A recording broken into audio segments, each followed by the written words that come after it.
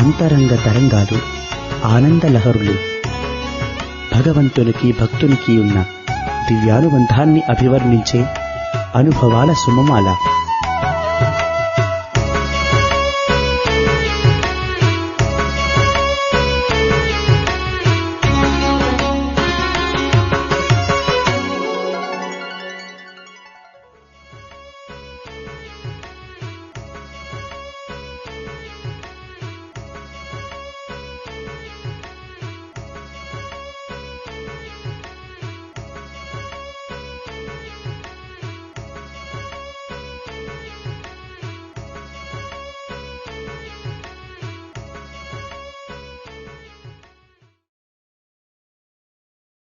స్వామి విద్యా సంస్థలలోని చేరిన తర్వాత స్వామి ఆ కళాశాలను ప్రారంభించిన విధానం కానీ, దాన్ని నడిపే విధానం కానీ చూసి మీరు నేర్చుకున్న విషయాలు ఏంటండి? తప్పకుండా. ఏమంటే కొంచెం కథ లాగా చెప్పాలంటే, స్వామి ఏ సందర్భంలో మన కళాశాలని స్థాపించినారు అని కొంచెం చర్చించుకుంటాం. తప్పకుండా. మనకేం తెలుస్తుందంటే 1968లో స్వామి ఒకసారి గవర్నమెంట్ గర్ల్స్ హై స్కూల్ అనంతపురంలో వచ్చినారు. అక్కడ ఆడపిల్లలందరినీ అడ్రస్ చేస్తూ, తర్వాత స్వామికి ఏం తెలిసిందంటే, పాపం ఈ ఆడపిల్లలు ముందు చదువుకి ఎక్కడ పోయేకి అవకాశం ఉండేది కాదు. ఏదో కొంతమంది బయటికి తిరుపతికి అట్లా పంపించేవాళ్ళు. అయితే చాలా కుటుంబాల్లో ఆడపిల్లలు 10th క్లాస్ అయ్యేసరికి చదువు మానుకునేవాళ్ళు. ఎందుకంటే మగపిల్లల కాలేజ్ ఉండేది. చాలామంది ఇంట్లో ఆడపిల్లల్ని ఆ కాలేజ్ పంపించేవాళ్ళు కాదు.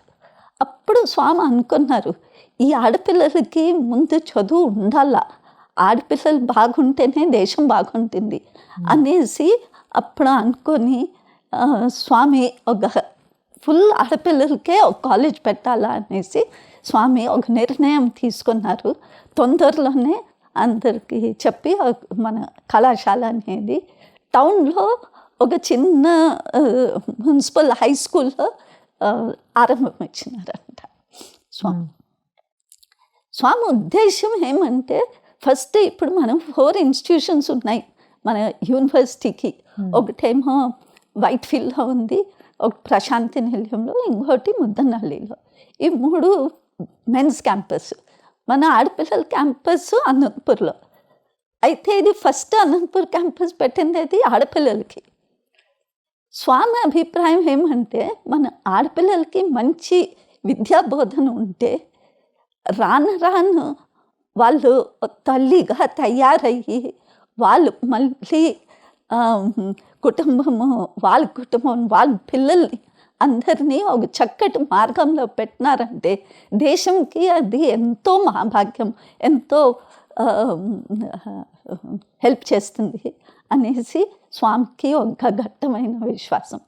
సో ఆ విధంగా స్వామి ఈ కళాశాలలో మన ఒట్టి డిగ్రీ చదువు ఒకటే కాకుండా, ఒట్టి ఫిజిక్స్, కెమిస్ట్రీ, హిస్టరీ, ఇంగ్లీష్ అట్లా కాకుండా ఆడపిల్లలకి చక్కటి మన భారతీయ సంస్కృతి అనేది, మన ఆచారాలు, మన సంప్రదాయాలు, ఆడపిల్లలు ఏ విధంగా ఉండాలా ఆ విధంగా ఎక్కువ బోధన ఇవ్వాలా అనే స్వామి అభిప్రాయం. మరి ఈ పదంలో వెళ్తూ స్వామి విద్యార్థులకి తర్వాత ఉపాధ్యాయులకి డైరెక్ట్గా ఎలాంటి సూచనలు, సలహాలు ఇచ్చేవారు? వాళ్ళు ఎలా ఉండాలి, ఎలా నడుచుకోవాలి అన్న విషయంపై.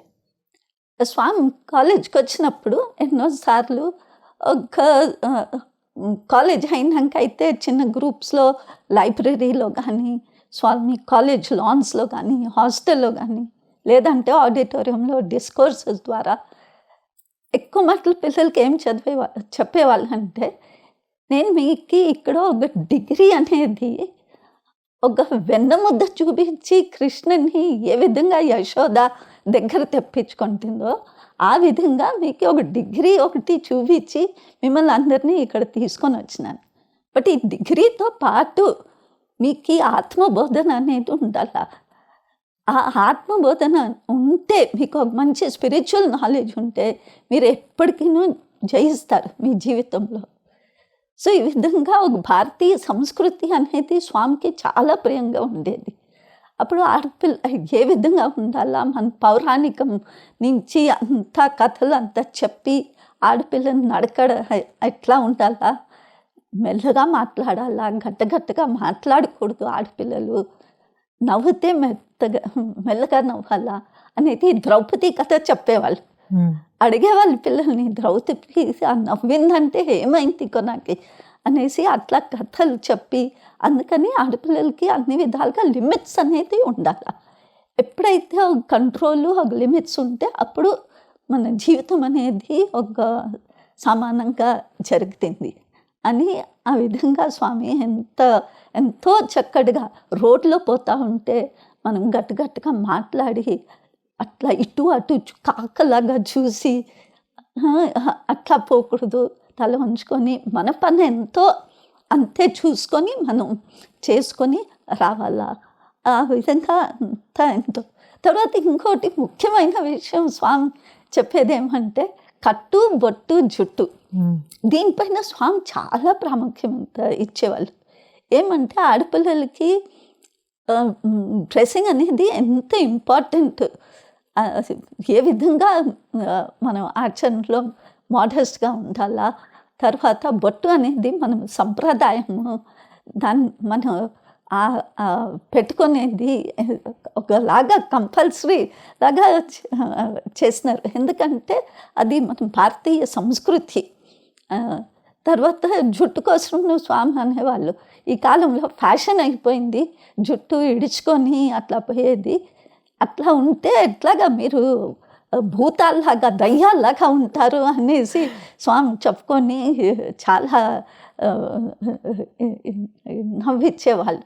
సో స్వామి చెప్పిన మాటల పైన మన అథారిటీస్ కాలేజ్లో ప్రిన్సిపల్ కానీ వార్డెన్ కానీ కొన్ని అంతా ఈ పద్ధతులు, స్వామి చెప్పిన పద్ధతులు, డ్రెస్సింగ్ సరిగ్గా ఉండాలా, నీట్గా ఉండాలా, ఫుల్ డ్రెస్ ఉండాలా, బట్టలు, చేతులకి గాజులు, తర్వాత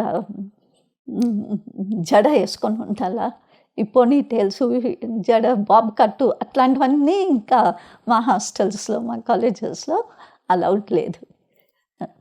మరి మన విద్యార్థులను చూస్తే జీవితానికి సరిపడా పాఠాలన్నింటినీ కూడా విద్యార్థి దశలో మన సంస్థల్లోని స్వామి నేర్పించి పంపిస్తారు. అలా అమ్మాయిలు తర్వాత అత్తవారింటికి వెళ్ళినప్పుడు ఎలా నడుచుకోవాలి, విద్యాభ్యాసం అయిన తర్వాత వాళ్ళ జీవితంలో ముందుకు ఎలా వెళ్ళాలి అన్నది మీకు చెప్పిన విషయాలు ఏమైనా ఉంటే చెప్తారా? అఫ్కోర్స్ ఏమంటే స్వామి మనం 3 years ఆఫ్ స్టడీ అయినాక స్వామి ఆడపిల్లలందరినీ పిలుచుకొని, స్టూడెంట్స్ పిలుచుకొని, ఒకటి మేము దీన్ని అవుట్ గోయింగ్ ఇంటర్వ్యూస్ అని చెప్పుకుంటాం. ఏమంటే వాళ్ళు బయట ప్రపంచం పోయే ముందు స్వామి దగ్గర ఆశీర్వాదం తీసుకునే దానికోసం పిల్లలందరినీ స్వామి దగ్గర పుట్టుపర్తికి తీసుకొని వచ్చేవాళ్ళు. స్వామి ఎంతో ఆప్యాయంగా వాళ్ళు స్వామి మందిరంలో ముందైతే స్మాల్ గ్రూప్స్ ఉంటే ఇంటర్వ్యూ రూమ్లోనే పిలిచేవాళ్ళు. అందరూ ఇంకా ఇంటర్వ్యూ రూమ్లో చాలా క్లోజ్గా కూర్చొని ఆ విధంగా స్వామి పలకరించేవాళ్ళు. నంబర్స్ ఎక్కువ ఉంటే స్వామి మందిరంలోనే అందరినీ పిలుచుకొని స్వామి దగ్గరగా పిలుచుకొని స్వామి వాళ్ళ మధ్యలో తిరిగి మాట్లాడి లెటర్స్ తీసుకొని, పిల్లలేమో స్వామి మేము BA అయినాక ఏం చేయాలా, BSc అయినాక ఏం చేయాలంటే కొంతమందిని MA చేసుకోమని చెప్పేవాళ్ళు, కొంతమందిని MRS చేసుకోమని చెప్పేవాళ్ళు, కొంతమందిని మీ పేరెంట్స్ ఎట్లా ఏం చేయాలని చెప్పుకునేవాళ్ళు. కొంతమందికి డైరెక్ట్గా చెప్పేవాళ్ళు, లేదు నువ్వు MA చేయి, నువ్వు B.Ed చేయి అనేసి కొంతమందికి డైరెక్ట్గా ఇన్స్ట్రక్షన్స్ ఆ విధంగా ఇచ్చేవాళ్ళు. ఇంకా పాపం పిల్లలు స్వామి దగ్గరలో ఉంటున్నారు, మళ్ళీ మనకి అవకాశం ఎప్పుడు వస్తుంది అనేసి చాలా బాధపడేవాళ్ళు. ఇంకా స్వామును మాటలు వాళ్ళకి ఒక బోధన ఇచ్చేది స్టార్ట్ చేసేవాళ్ళు. ఏమంటే మీరు బయటకు పోయినాక ఏ విధంగా ఉండాలా, కాలేజ్లో ఈ 3 సంవత్సరాలు 5 సంవత్సరాలు ఏదో ఒక డిసిప్లిన్, హాస్టల్ డిసిప్లిన్, మీరు వార్డెన్ చూస్తారు, ప్రిన్సిపల్ చూస్తారు అనేసి మీరు అందరూ చక్కగా ఉన్నారు. ఇప్పుడు మీరు బయటకు పోయినప్పుడు ఈ విద్య మీకు ఇక్కడ బోధన జరిగేది అవన్నీ మీరు బయట ప్రపంచంలో పోయినప్పుడు మీ సాధనలో పెట్టుకోవాలి. సో అప్పుడు స్వామి ఒక చిన్న చిన్న జోక్స్ ఇచ్చేసి, మీకు రేపు పెండ్లెండ్లు అవుతాయి, ఇంకా మీ భర్త ఆఫీస్ నుంచి బాగా టైర్డ్గా అయ్యి అలసిపోయి ఇంటికి వస్తే వెంటనే పోయి కాయగూరలు తీసుకురా అని చెప్తే ఎట్లా వన్ కోపం రాదా అనేసి అట్లా ఆ విధంగా జోకులను వేసుకునేవాళ్ళు స్వామి. అప్పుడు చెప్పేవాళ్ళు స్వామి, ఎంతో వాళ్ళు కష్టపడి దినమంతా ఇంటి కోసం కష్టపడి వచ్చినప్పుడు వాళ్ళకి అప్పుడు ఎట్లాంటివన్నీ చెప్పకూడదు. వాళ్ళకి లోపల తీసుకొని వచ్చి మంచినీళ్ళు ఇచ్చి కాఫీ టిఫిన్ ఇచ్చేసి, అంటే అంత ఇట్లాంటి విషయాలను స్వామి చక్కగా బోధించేవాళ్ళు పిల్లల్ని. ఇంకోసారి ఒక ఇన్సిడెంట్ చెప్తున్నారు స్వామి, ఎంతో నవ్వించేవాళ్ళు. ఎందుకంటే స్వామి పిల్లలకి ఇక్కడ బాధ అయిపోతూ ఉంది, స్వామిని వదిలిపెట్టుకోవాలా కళ్ళలో నీళ్ళు వచ్చేస్తూ ఉంటాయి. అట్లాంటిది జోకుల్లోనూ స్వామి ఒక బోధన ఇచ్చేవాళ్ళు. ఏమంటే ఒకసారి స్వామి చెప్తున్నారు కదా, ఒకసారి ఒక అమ్మాయి పెండ్లైనాక ఒక లెటర్ వస్తుందంట. లెటర్ వస్తే ఆ లెటర్ అంతా చదివి లాస్ట్లో సిగ్నేచరు లక్ష్మీనారాయణ అని ఉంటుందంట. అప్పుడు భర్త ఏమో ఏదో బాయ్ ఫ్రెండ్ నుంచి లెటర్ వచ్చింది అనేసి భార్య భర్తలకి కొంచెం భేదాలు అనేది ఏర్పడుతుంది. అప్పుడు స్వామి అనుకొని చూడు, వాడు వెంటనే ఒక కన్క్లూజన్కి వచ్చేసినాడు, ఈ అమ్మాయిను వెంటనే చెప్పకుండా ఊరికే ఉంది. ఆ లెటర్ పాపం ఆడపిల్ల ఫ్రెండ్ నుంచే వచ్చింది. ఆడపిల్ల ఫ్రెండ్ లక్ష్మి, వాళ్ళ సర్నేమ్ నారాయణ. ఆ విధంగా ఇంకా అప్పుడు నిజంగా మగపిల్లల నుంచి వస్తే ఎట్లా ఉంటుంది అని స్వామి అట్లాంటి ఇండైరెక్ట్గా సూచన ఇచ్చే, ఇట్లాంటివే భేదాలు వస్తాయి, అట్లాంటివన్నీ రాకుండా చూసుకోవాలా మీరు, మంచి పిల్లలు బంగారు పిల్లలు అనేసి. మళ్ళీ మీరు అత్తమామలతో ఎట్లా ఏ విధంగా కలిసిమెలిసి ఉండాలా, మీ అమ్మ నాయన దగ్గర ఎట్లా ఉంటారో అదే విధంగా మీ అత్తమామ దగ్గర ఉండాలా. అప్పుడు మీరు మంచి పేరు, తల్లి తండ్రికి మంచి పేరు తీసుకురావాలా.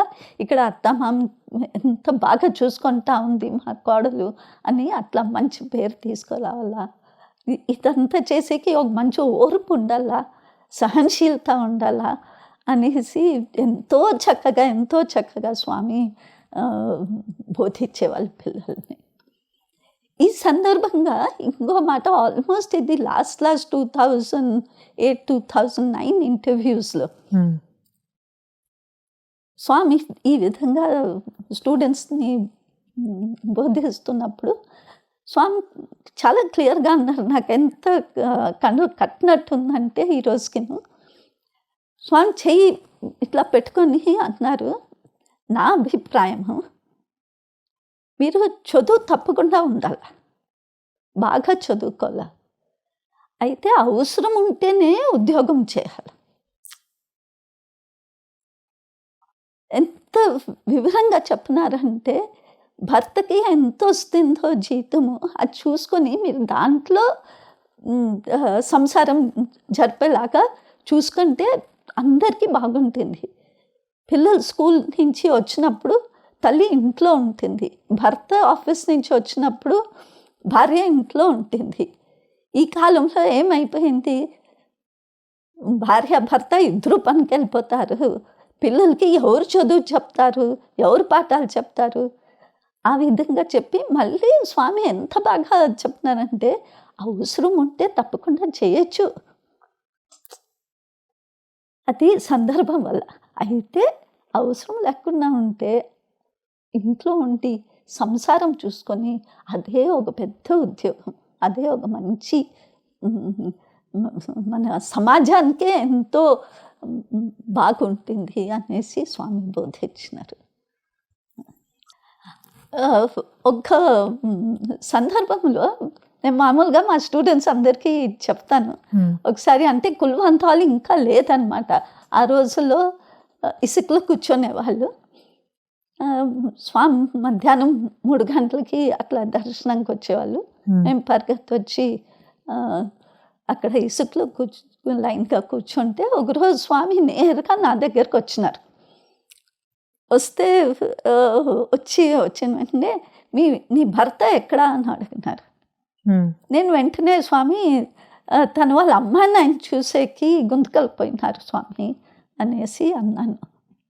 ఎంతో సంతోషపడినాను స్వామి నాతో మాట్లాడినారు అనేసి. స్వామి నా మాట వింటానే నేను చెప్పినాను కదా వాళ్ళ అమ్మ నాన్న దగ్గర పోయినారు అని చెప్పిన వెంటనే స్వామి కోపం వచ్చేసి ఒక 2 స్టెప్స్ వెనక్కి పోయి, ఏంటి నీకు మా అత్తమామని చెప్పాక అయ్యలేదా అని గట్టిగా తిట్టినారు. అని తిట్టి వెళ్ళిపోయినారు. అఫ్కోర్స్ నెక్స్ట్ డే అంతలో మా భర్త వచ్చినారు. నెక్స్ట్ డే మంచి ఇంటర్వ్యూ ఇచ్చినారు. అయితే దీంట్లో ఏం తెలిసిందంటే మన అత్తగారు వాళ్ళందరినీ, అత్తగారి ఇంటి వాళ్ళందరినీ మన వాళ్ళు అనేసి మనం అనుకొని మనం సంసారంలో నడుచుకోవాలి. సో ఈ ఇన్సిడెంట్స్ ఒకటి నేను పిల్లలందరికీ చెప్తాను. కాలేజ్ వదిలే టైంలో అట్లా చెప్తాను. చాలామంది పిల్లలు పెళ్ళైనాక వచ్చి ఎప్పుడైనా పార్టీలో కలిసినప్పుడు, మేడం మీరు ఆ రోజు ఆ మాట చెప్తున్నారు కదా మేడం, నాకు కొంచెం ఏదైనా భేదం వస్తే, లేదు వాళ్ళు మా అత్తమామ అనేసి అనుకొని నేను మన పేరెంట్స్తో మనం ఎట్లా ఉంటామో అదేవిధంగా మనం అత్తమామలతో ఉండాలా అని ఆ దారిలో స్వామి చెప్పిన దారిలో వెళ్తున్నాను మేడం. అప్పుడు విని చాలా సంతోషం అవుతుంది. అది స్వామి నాకు ఒక్కదానికే చెప్పలేదు, పిల్లలందరికీ చెప్పినట్టు ఒక సూచన అనమాట. గణేష్ పండుగ అప్పుడు స్వామి ఒకసారి స్వామి గణేష్ పండుగ ముందు రోజు వచ్చినారు. అంటే ఆ రోజుల్లో 70s స్వామి కాలేజ్లో ఉండేవారు.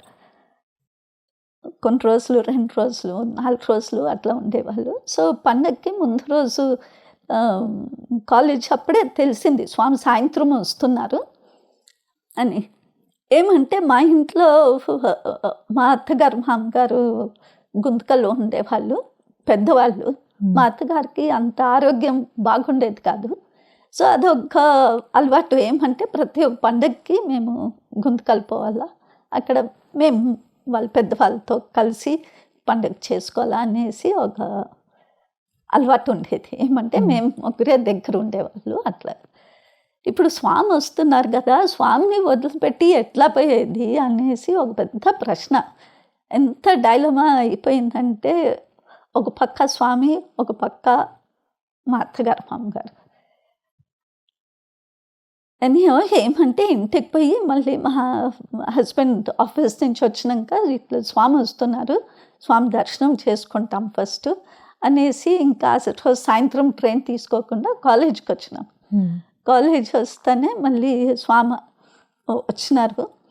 ఇంకా స్వామి హాస్టల్ పోయేక ముందు స్వామి దగ్గర పోయి స్వామి చక్కగా పలికిరిచ్చినారు. అప్పుడు స్వామికి చెప్పినాము, స్వామి ఇట్లాగా పరిస్థితి ఉంది, మేము రేపు పండగకి గుంతకల్ పోవాలా స్వామి, స్వామి దగ్గర ఉండాలా అని ఉంది స్వామి అని.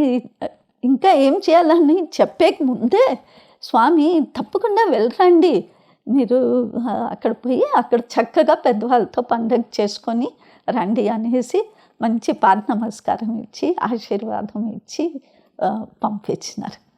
సో దీంతో ఏం తెలుస్తుందంటే, మనం సంసారం బాధ్యత అనేది స్వామిని మనసులో పెట్టుకొని, స్వామి ఎప్పుడు మన దగ్గర మనతోనే ఉన్నారు అని అనుకొని స్వామి ఎన్నో ఎక్స్పెక్ట్ చేస్తారు. ఏమంటే మన డ్యూటీస్ మనంతా చక్కగా నిర్వహించుకోవాలా అనేసి తెలుస్తుంది. ఒకసారి ఇంటర్వ్యూలోనూ నేను అడిగినాను స్వామిని, టీచర్స్ అందరికీ కలిసి ఇంటర్వ్యూ పిలిచినారు. పిలిస్తే స్వామి అడిగేవాళ్ళు, ఏం సమాచారం, ఏమైనా ప్రశ్నలు ఉంటే అడగండి. ఆ విధంగా నేను స్వామి పక్కనే కూర్చున్నాను. చాలా బాధ అనిపిస్తాను నేను, ఎందుకంటే నేను చాలా ఇంటర్వ్యూస్ మిస్ చేసుకునేదాన్ని. ఎందుకంటే నాకు ఇంట్లో మా అత్తగారు మామ వచ్చేది పోయేది అట్లా ఉండేది. సో అట్లా వాళ్ళు పెద్దవాళ్ళు ఉన్నప్పుడు వచ్చేది కష్టమయ్యేది. సో అప్పుడు స్వామితో అన్నాను, స్వామి నాకు చాలా బాధ అయిపోయింది స్వామి, నేను స్వామి దగ్గరే ఎక్కువ వచ్చాక అయ్యలేదు స్వామి, ఇంట్లో చూసుకోవాలా అట్లా అంటే, అప్పుడు స్వామి అనుకొని బాధపడొద్దు, స్వామిని అనుకో, ఏ పని చేస్తానో స్వామిని అనుకొని చేసుకో. ఇప్పుడు ఇంట్లో ఏమి చపాతీ చేస్తావు కదా, అప్పుడు చపాతీ రుద్దేటప్పుడు నీ హృదయాన్ని విశాలం చేసుకో. తర్వాత కాయగూరలు వంట చేసే కాయగూరలు తరుకుతావు కదా, అప్పుడు ఆ కాయగూరలు తరికినప్పుడంతా నీ అహంకారాన్ని దూరం చేసుకునేలాగా చూసుకో. ఆ విధంగా నువ్వు స్వామిని ప్రతి నిమిషం స్వామిని అనుకుంటే దానికంటే ఇంకా పెద్ద ఇది లేదు అనేసి ఈ విధంగా స్వామి చెప్తున్నారు అన్నమాట.